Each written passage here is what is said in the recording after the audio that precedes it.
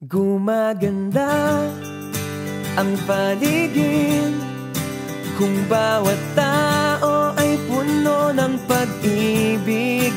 Napapawi ang bigati, masilayan lang ang iyong ngiti.